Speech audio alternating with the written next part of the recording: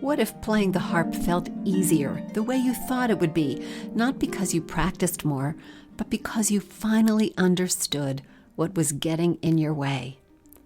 I'm Anne Sullivan, and welcome to Practicing Harp Happiness. Here, we tackle the real challenges harpists struggle with, the sticky passages, the tricky fingerings, prepping for performance, and all the ingredients that go into making music sound the way you want it to.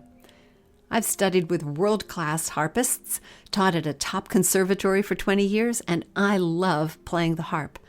But what I love just as much is breaking down the real challenges harpists face and turning them into clear step-by-step solutions, the same ones I teach my students and use myself.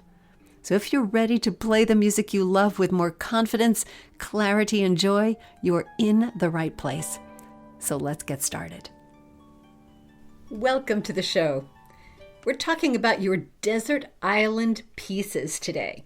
So here's the picture. It's the most unusual shipwreck in all of history. So somehow or other, you have ended up alone, stranded on a desert island with just your harp. Now, it's interesting to consider how this might have happened. I mean, did you swim to shore after the shipwreck with your harp strapped to your back? Maybe you used it like a raft, and your harp is what saved you? But whatever happened, somehow against all the odds and flying in the face of reality, you ended up on this island with your harp. Even more amazing is that your harp is in tune, no strings have broken, and the weather is exactly what your harp needs to stay happy. But wait, there's more. As you explore the island, you discover a charming hut, which will be a perfect shelter for you and your harp. And when you enter the hut, you discover a harp bench, a tuning key, and a music stand. As you move closer, you realize that there is some sheet music on the stand, 3 pieces of music, in fact, and they just happen to be your 3 favorite pieces in the whole world. Wow. Unbelievable. All right, yes, this is unbelievable. This harp version of Gilligan's Island isn't going to happen, but thinking about your 3 desert island pieces is kind of fun. Which pieces would you pick if you could only choose 3 pieces to have with you? And what do those pieces say about your harp journey so far and your harp dreams for your future? Your desert island pieces can actually help you focus or refocus on what is important to you in your music. They can be a source of motivation or inspiration or growth or all of the above. They are both a reflection of what music means to you and where your harp happiness lies. Thinking about what your desert island pieces would be can tell you a lot about what you love, what you do well, and what you should be doing next. If you're like me, the choice is not an easy one. I have closets and shelves and cabinets filled with music. Just picking 3 pieces feels impossible. But I have done it, and I will share my choices with you, as well as tell you why those choices are important to me, not only because they're pieces I love, but because they remind me of what I need to be doing right now in my playing, and what I need to be doing right now to make sure I stay in that harp happiness zone. So it's a fun scenario to think about, and I think you'll enjoy this discussion and maybe find a little enlightenment in it too. Now, I've also included a link in our show notes today to a blog post I did on sort of this topic. It's called Music on Your Desert Island List. And I did this blog post quite a while ago, and it explores sort of the other side of desert island music. We're not choosing your desert island music to play, we're choosing it to listen to. Slightly different. And it might be an interesting read for you too. Also, I do have a little challenge for you. I am sharing my desert island pieces with you, what they are anyway. I'm sharing those with you today I'd love it if you would feel like sharing your desert island list with me too. You can email me at podcast@harpmastery.com. I'd love to know what pieces you would take on your desert island, or what pieces you hope would be sitting on that music stand for you when you got to that island. So it's a fun look at this topic today, but there's some value in it too. And I hope you find both of those things as we start on our discussion today. So let me share with you where this idea came from. I mean, not that it's an original idea, but it was brought to mind because of a book I'm reading at the moment. I'm reading the novel Bel Canto by the novelist Anne Patchett. It's Bel, B-E-L, Canto, C-A-N-T-O. And Bel Canto is an Italian phrase that refers to, well, it means beautiful song or beautiful singing, either one. And it's actually a style of operatic singing that originated in Italy and was particularly in fashion in the late 18th and early 19th centuries. And this would have been in operas like operas by Donizetti. They're ones we think of as bel canto. And it was a beautiful, very fluid, agile, precise vocal technique. So it's a particular vocal technique. And in this novel, there is indeed an opera singer.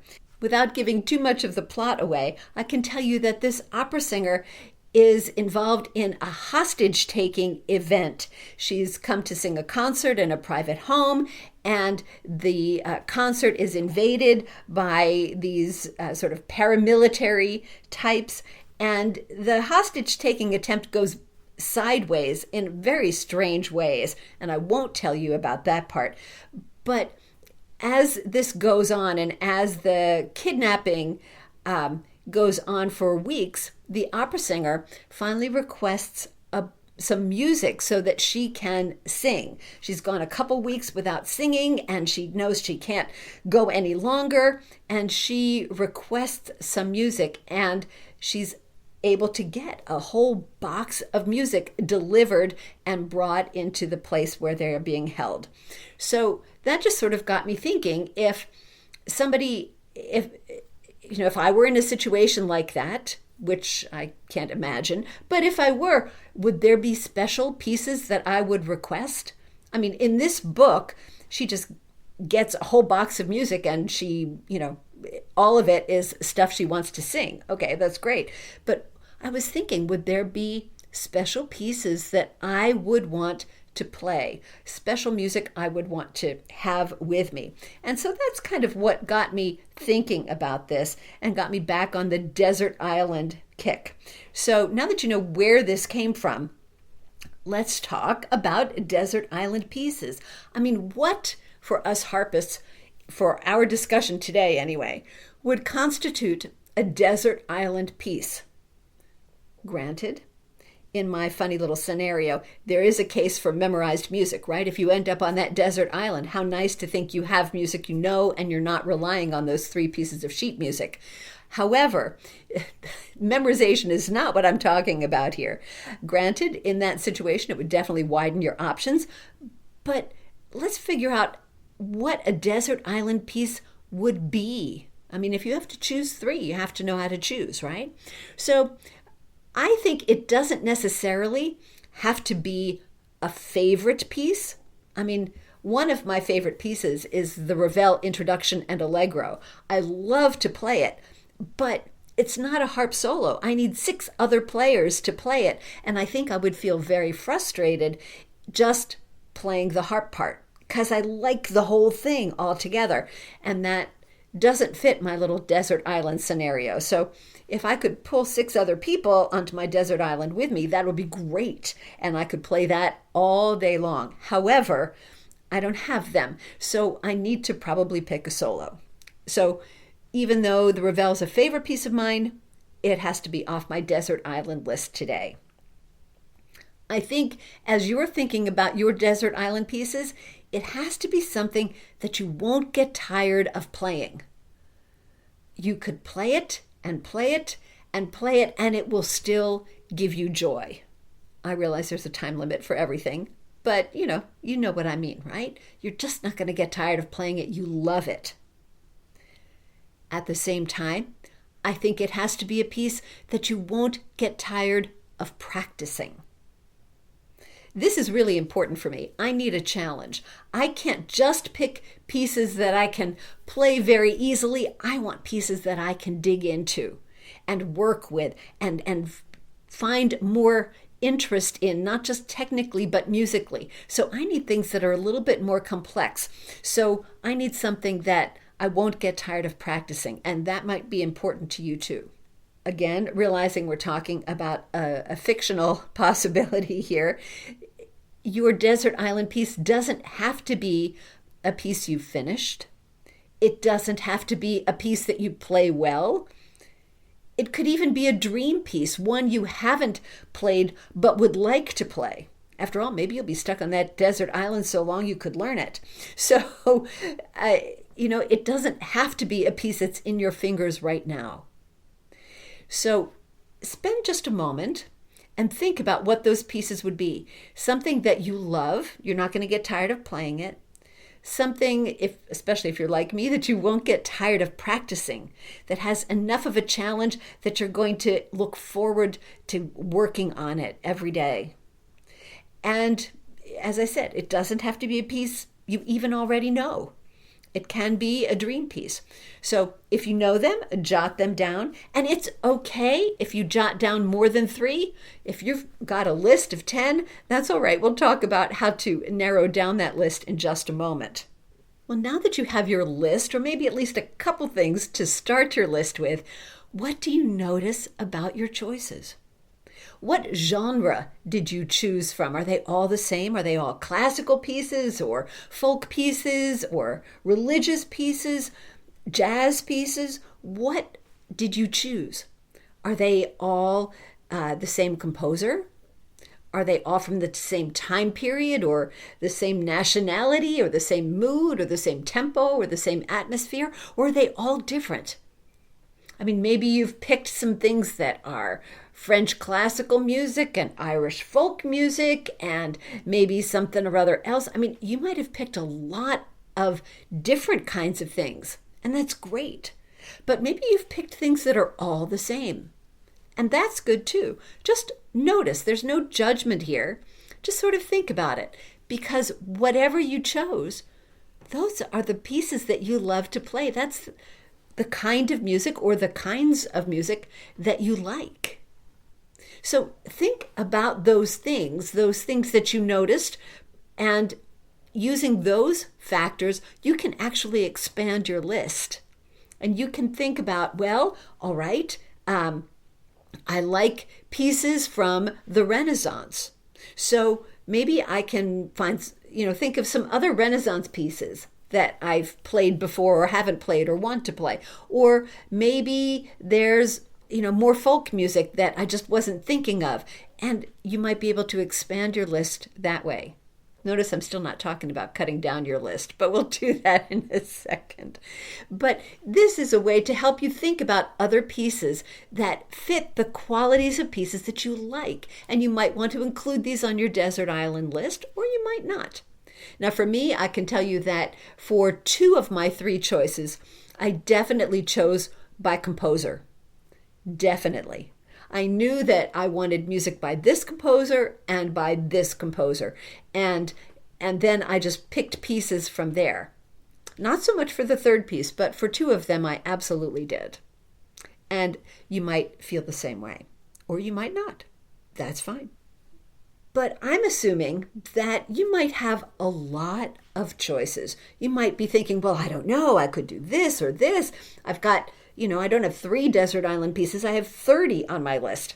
So let's narrow it down just a little bit. And why do we want to narrow it down? Besides the fact that there are only 3 pieces of music in our desert island hut. Well, because it gives us a little bit more focus. And it gives us a place to start thinking about some musical choices for us. And we'll get to those in a second here too. But I want you to remember, as we start narrowing this list, remember that your desert island choices are not forever. You change as a person and as a harpist, and your choices will change too. So don't feel like you're locked into these desert island pieces for any longer than it takes us to finish the podcast. I mean, you can change your mind as much as you want. And of course, you probably won't ever be stuck on a desert island with your harp anyway. So, okay, this is just a little exercise. And it's interesting, I think, as an exercise, just to think about, well, what do I like? I mean, how much time do we spend just thinking about music that we like? I know we spend a lot of time thinking about music that we think we ought to play, or that we should learn, or that somebody else played that we like, but we don't spend a lot of time thinking about what it is that we like about the music that we play and the music that we love. And it's, I think, very helpful to get a little bit of clarity around that. Now, I'm guessing that as you're looking at this list you have of music that could be a desert island list for you, your first choice is probably obvious. It's probably the first piece you thought of right away and you said, oh, I need to have this one. And it doesn't matter what it is. Maybe it's not the first one, but I'm willing to bet that out of all the pieces you wrote down or are thinking of right now, there's one that you know you want to include. So write that one down. That one's on your desert island list. Okay. It doesn't exclude everything else that is similar. It doesn't mean that you have to only choose other pieces that are similar. But it's just your first choice. Okay. Now, your second choice. Make your second choice a contrast in some way. It could be a piece by the same composer, but with a slightly different feel. It could be a totally different kind of piece. You could make it a very similar piece, but I think considering the contrast of the two pieces is important. Why is it important? I mean, it's your desert island, right? You can play whatever you want. And I certainly give you permission to make your second choice whatever you want it to be. But think about how these two pieces might go together, not perhaps musically, although maybe they would. But if you had those two pieces, we're ignoring your third piece for a moment, those two pieces to play, how would it feel to go from one to the other? Would it feel refreshing? Would it feel like you're just doing more of the same thing? How would that feel? By the way, this is the same kind of consideration that we make when we're creating a recital program, right? We're thinking about what pieces go well together, pieces that relate but yet are interesting, so we're not playing just the same kind of music for our audience. So it's a good exercise to think about what qualities a listener would experience in one of those pieces and what they would experience in the other one. And of course, you're the one playing it and there's nobody to listen on your desert island. So you can think of it from a playing aspect too. I mean, if piece one has a lot of chords in it, do we want piece two to have chords the same way? Or do we want this to have something different, some kind of arpeggio or scales or some other kind of finger pattern? So you can think about it from a playing aspect too. So that takes care of your first two pieces. The third choice, I encourage you to go off the board. You could choose a piece that was similar to either your first or second choice, the same composer, the same time period, the same kind of piece, or you could make it radically different. There's not any, come to think of it, reason to choose any particular style or any particular criteria for this piece. You just get to say, hey, I think this one would work too. It could be something that is sort of the more changeable piece on your list. I mean, maybe you knew that your first piece was a piece you were going to have. You knew that one. And the second piece maybe was almost as obvious. But the third piece might be more of a, I like this one on Monday, but I don't know, tomorrow I might like a different one. At least that's what my third piece is. My third piece, I can change my mind depending on the day. Now, I've been hanging on to this third choice for a while now, but it might, I have not enough attachment to it as a desert island piece that I couldn't change my mind about it tomorrow. So, next to each piece on your list, if you've got a written list, each of those three pieces, list why you chose it. What is it about that piece that speaks to you? What do you love about it? Do you love the harmonies? Do you love the way it feels in your fingers? Do you love the way it brings out the richness of the harp, or the beautiful melody, or the words it makes you think of, or the fact that you could sing along with it, or the picture it is in your head, the title? I don't know, but list why you would choose it. What is it about this piece that makes it so special to you that you'd be willing to be stranded with it? Yeah, that's something to think about, isn't it? It feels a little bit heavier, but once again, this is forging a deeper connection with the piece. It's helping you find a way to connect not just with this piece, but teaching you how to connect with any piece that you play. Thinking about why you love it, why it's important to you, and all of that is really key to playing any piece musically. It's an important part of what we as harpists or any musician should be doing. It helps us bring our love for the music to the listener. It helps us communicate. And it starts with our why. You don't have to get too heavy with this, but spending a few minutes to think about it is important, I think. But now we come to the big question here. So now that you've done all this, you've identified your three desert island pieces, you've discovered why they're important to you, done a little bit of thinking about that, what do you do with this information? Aha, good question. Well, first of all, if these are pieces you have already played or are playing now, choose at least one of them to review and to keep in your fingers.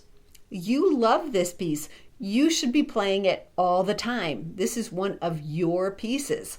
So be sure you choose at least one of them to do that with. If you don't feel like learning those right now, or you're putting them away, you could use the qualities that you identified, the whys, the what you love about these pieces. You could use those factors to help you choose your next piece to learn. I mean, look at the genres that you identified or the composers that you tend to like. And this is a great way to look for that next piece. It could be similar to one on your list, and you can, think, oh, all right, look at that. Well, I've done one piece by this composer. Let me try another one. I don't need you to get stuck in a rut, but it can be really helpful when you're thinking, gosh, I don't know, what should I play next? Well, I like this piece by this composer, so maybe I should try another one. Easy. Of course, if you have all three of these pieces in your fingers, or you think you could plan to present all three of those pieces in a little program, or you could record all three. You have a nice collection of music and music that you love. So you could absolutely do that. I know that's not up everybody's alley, but if it's something that appeals to you, why not? Present your desert island, absolutely. I would also encourage you to really dig a little bit deeper with each of these pieces. If these are pieces that you play, or even if they're not, look at those whys that you identified, the why you love those pieces. What do you love about them? If you are not playing those pieces right now, think about those same whys, what you love about those pieces, and look at the pieces that you're playing now and think about how could you play them differently? What could you do more of or less of or just differently, that so that a listener can feel the same way about the piece that you do. Obviously, if you're playing your desert island pieces already, you can apply this directly to those pieces. But if you're not playing them right now, you can still think about those qualities of those pieces that were so important to you and bring that feeling over into the pieces you're playing now. Can you do more with the dynamics? Can you do something more with the energy of the piece or the flow of the piece so that it really speaks to a listener the same way it speaks to you? That, I think, is something very valuable. And this is a transferable skill. This is one of those things that you can use for every piece you play. As you start getting closer to the finished stage with that piece, you need to do that kind of deep digging to really feel the piece and feel what it is that you want a listener to feel. Even if it's not your very favorite piece of all time, to play it in a way that communicates the feeling that the piece has within it and the feeling that you can have about it. To play that in a way that communicates is making music at the very highest level. And this doesn't just apply to pieces at the very highest level. I mean, you don't have to be playing, a concert etude to be thinking about this. You could be playing, Twinkle, Twinkle, Little Star, and play it with that same kind of feeling. I know it seems silly to think about it that way, but it's really true. And practicing getting to that level with a piece is important because it becomes a habit and it becomes a skill. So the digging deeper part, I think, is really important. Another thing you could do with your information is take one of those choices that you made and follow it down the path just a little bit. For instance, if you identified Debussy as a composer that you loved and one of your desert island pieces is by Debussy, well, let's go a little further down that French Impressionist route. What about music by Ravel, another contemporary of Debussy's, or music by Ibert, or music by Saint-Saëns, who was a little bit earlier? But, could you take music from that same era, from composers that Debussy was friends of maybe, and move that to the next stage? Or if you love Irish music, why not explore Welsh music or Scottish music or English music and really get into what feels different about each one of those? If you love music from the Middle Ages, investigate music by a composer from that era that you haven't heard of before or whose music you haven't played before. This sort of following down the line, going further down the path there, this is how we learn and grow and expand our musical knowledge and our musical palette. We learn so much more by saying, okay, well, I know about Debussy's music and I know how that works. So if I take music that's written by a contemporary of his, can I use what I've learned about Debussy's music to help me play that music by Ravel or that music by whoever else from that era? So this is how we grow. So those things are really useful little bits of information from your desert island pieces. So you can make your list, and remember, you can change your list at any time, but you can use those to inform your musicality, to inform the pieces that you're going to choose next, to help you create programs, to help you pursue what you already love to a deeper understanding of that particular area of music. All so valuable, so much value there. But I know you're waiting to hear my choices, aren't you? Okay. But I'm going to keep you in suspense for just one more minute. I don't know if you're familiar with it, but there is a radio program called Desert Island Discs, and it comes from the BBC, and we hear it in this country on public radio. But it's been around since the 1940s. And on each episode, they invite a celebrity. Could be a musician, could be an artist, could be a scientist, could be an author, could be just about an actor, could be anybody. And they invite them on, they call them a castaway, and they invite them to share their desert island discs, the recordings that they would want to have with them.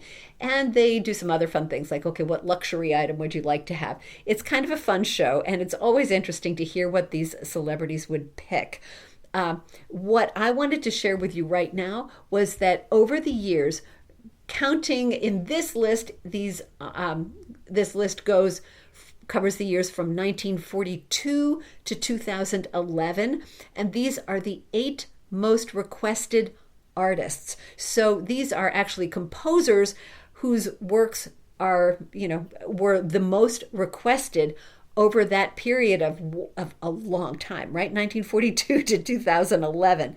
So these are the top 8 composers, and some of them might surprise you, but I thought it might be interesting if I shared this list with you just so that you could think about these composers, none of whom wrote for harp particularly, at least not harp solos, but you could think about them in terms of music that you might like or maybe that doesn't speak to you so much. So, top composer, and this might not be a surprise to you, Mozart, followed closely by Beethoven and then Bach.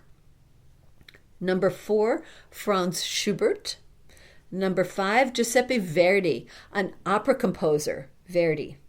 Tchaikovsky, think about all those beautiful ballets, lots of harp parts in those ballets, right? Tchaikovsky.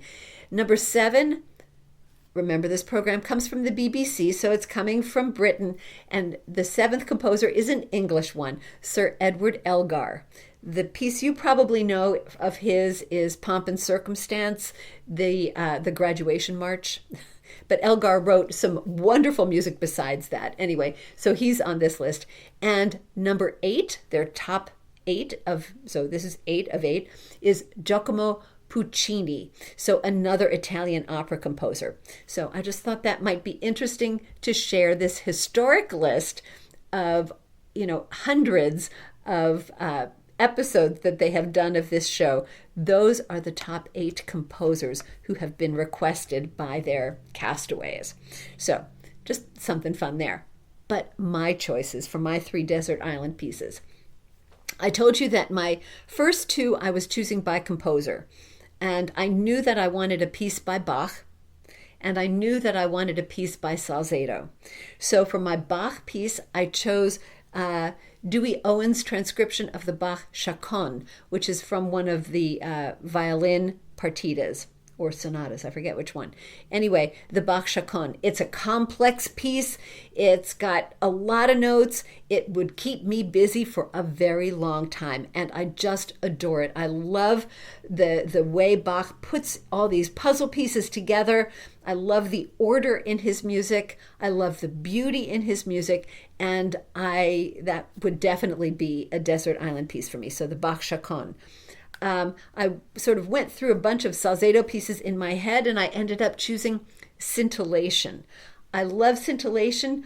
It is a piece that has so many colors in it, and it's got angularity in a way that the Bach does not. So it's a really nice contrast from the Bach, and it is one of my favorite pieces to play. So Salzedo's Scintillation was on my list. But I did have to think about the 3rd piece, because the 3rd piece is the one that changes the most for me. But for a little while now, and it has been the same piece, and I'm going to share that one with you now. It is the Fauré Impromptu. The Impromptu opus number 86 for harp by Gabriel Fauré. It's a wonderful piece, and It has beautiful melody to it. It's got drama. It's got big lush chords. It's got some fast notes. It's got arpeggios. It's in D flat major. I mean, what a great key. I love the Foray. So that is on my list. So those are my 3 desert island pieces, at least today. The Bach Chaconne, Salzedo Scintillation, and the Foray Impromptu. If those were pieces that were on that music stand on my desert island, I would be busy for a very long time. And I'd be happy for a very long time as well. However, I would miss all of you. So I'm glad that I'm not planning to be on a desert island all by myself and stranded without internet anytime soon. So those are my 3 desert island pieces. Remember, I would love to know yours. So do send me an email, podcast@harpmastery.com. And when I gather in some results, I'll be happy to share those, a tabulation of those results. We'll share them anonymously, of course, and share them with all of you. So that would be, I think, a lot of fun. Next week, I'm talking about 3 things you can do to instantly, or nearly instantly, make your music smoother. If your music is suffering from bumps and dips and hesitations and all that good stuff, I'll tell you about 3 things that you need to do to make your music smoother almost right away. So that's next week's podcast episode. And until then, remember, every day is a day you can add more harp happiness to the universe, to your world, and to your desert island, to your spirit. And all you have to do is play. Thanks so much for listening, and I'll see you next time. Enjoyed today's episode? Then share it with a harpist friend, subscribe for your weekly harp happiness boost, and check out harpmastery.com or the Harp Mastery app in your app store for more resources and ways to connect. I'll see you next time.